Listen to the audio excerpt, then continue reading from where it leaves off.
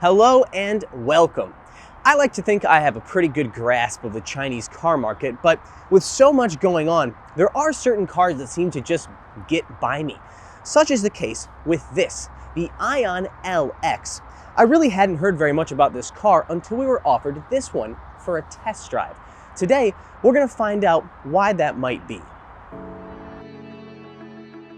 AION is a sub-brand of Guangzhou Automotive, aka GAC or GAC.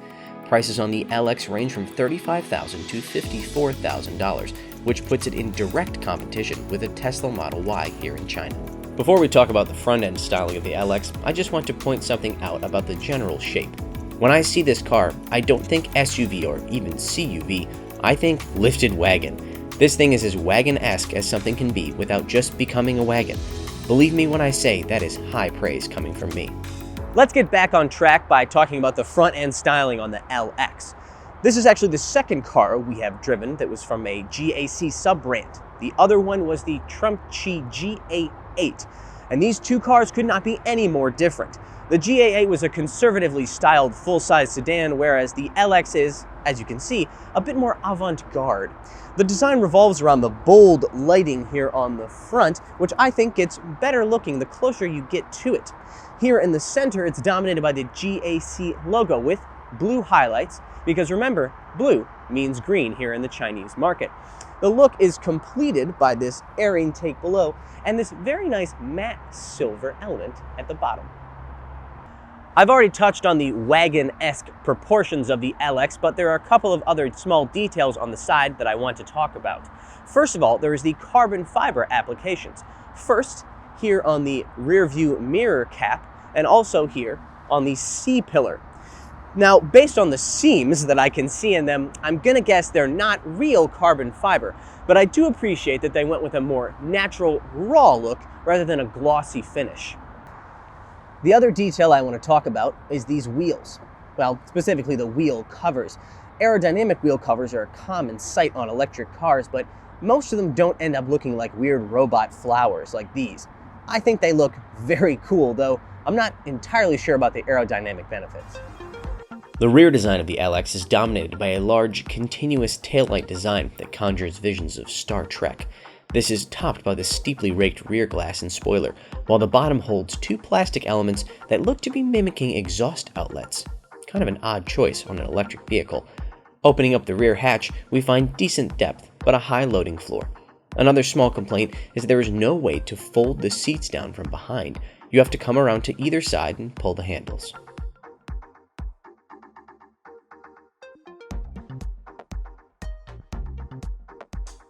The interior of the LX is basically on par with a Buick in terms of material quality and fit and finish. It's essentially entry-level luxury. There are soft-touch materials like here on the dash and center console, as well as Alcantara here on the door cards. One thing I do appreciate is the color palette, specifically this camel-colored leather. It's more interesting than the all-black interior you often see on cars, but also more practical than something like the all-white interior you can select for a Tesla Model Y.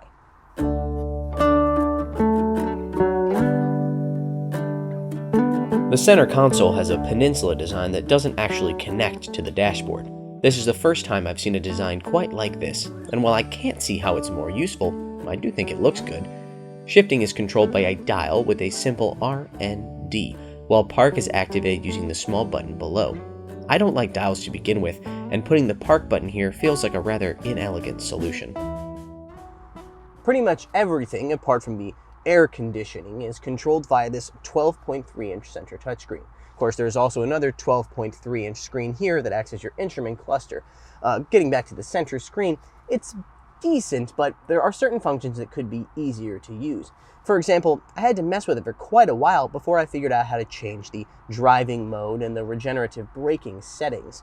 I also noticed that when getting in and out of the car, I would have to reconnect my Bluetooth almost every time.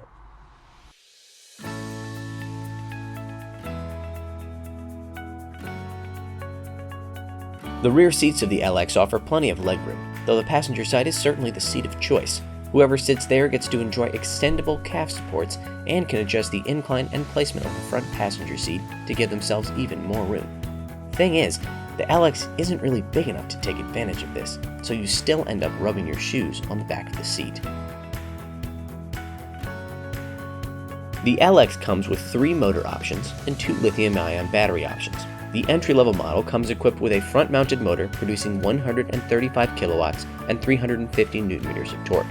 This can only be had with the 73.4 kilowatt-hour battery pack with an NEDC range of 520 kilometers. Should you want more range, you can choose the 93 kilowatt-hour battery pack, which will also give you a slight boost in power to 150 kilowatts. This second combination will net you a claimed 650 kilometers of range, and it is the one we are driving in this video. Finally, you can choose the performance version, which has the 93 kilowatt-hour battery pack but adds another motor to the rear, bringing power up to 300 kilowatts and 700 newton-meters of torque. Claimed range for the dual motor version is 600 kilometers. While part of me wishes that we had a dual motor model for this test, I also recognize that a majority of buyers will probably end up settling for a car with this spec. That means the 150 kilowatt front motor with a 93 kilowatt hour battery. It's got the longest range with a 0 to 100 kilometer per hour time of about 8 seconds, a little less than 8 seconds. It's also more than adequate for daily transport. Now, instant torque from the electric motor also means that it never feels particularly slow when taking off from a stoplight or merging into traffic. This car comes with what AION describes as an L3 semi-autonomous driving system. In practice, however, it falls well short of that claim. The adaptive cruise control function often waits till the last second to apply the brakes, and it's very unnerving. The lane keep assist also tends to ping-pong between the lines like a drunk driver. I frequently found myself taking over for the system because it was behaving erratically. Many of these same semi-autonomous features are available on the Aura Good Cat that we recently drove, but at nearly half the price.